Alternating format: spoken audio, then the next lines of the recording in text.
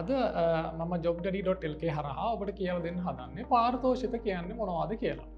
ඇත්තරම පාරිතෝෂිත කියලා කිව්වහම ලංකාවේ පුද්ගලික අංශයේ මේ සේවය කරන සේවකයෙකුට තමන්ගේ සේවා යෝජකයා විසින් ඔහුගේ සේවය උදෙසා කරන කෘතඥතාවය පළ කිරීමක් විදිහට ලබා දෙන දීමනාවක් විදිහට තමයි මේ පාරිතෝෂිත කියන එක හඳුන්වන්න පුළුවන්. මොකද කියනවනම් සේවකයාගේ වැටුපෙන් කිසිදු මුදලක් මේ සඳහා සේවා යෝජක ආයතනය විසින් කපාගන්නේ නැහැ.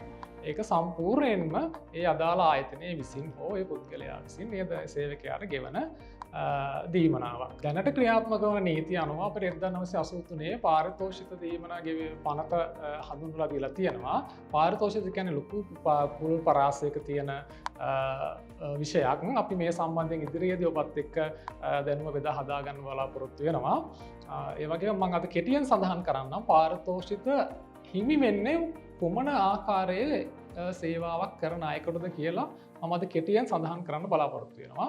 ඇත්තටම පාරිතෝෂිත හිමි වෙන්නේ අඛණ්ඩව අවුරුදු 5කට වඩා අඛණ්ඩ සේවා කාලයක් සපුරලා තියෙනවා නම් ඒ වගේම ඔහුගේ සේවය නතර කරන්න අවුරුද්දකට කලින් ඒ ආයතනයේ සේවකයෝ 15 දිනකට වැඩියෙන් ඉඳලා තියෙනවා නම් අන්න ඒ අවශ්‍යතා දෙක සපුරන කෙනෙකුට තමයි පාරිතෝෂිත හිමි වෙන්නේ. ඒ වගේම මේ පාරිතෝෂිත කියන එක පුද්ගලික රියදුරෙකුට, ගෘහ සේවකයෙකුට, එතකොට විශ්‍රාම වැටුපක් ලබන රජයේ සේවකයෙකුට, එතකොට සම්පකාර පනත යටතේ තියෙන ආයතනයක සේවකයෙකුට, පළාත් පාලන ආයතනයේ ඉන්න සේවකයෙකුට හිමි වෙන්නේ නැහැ.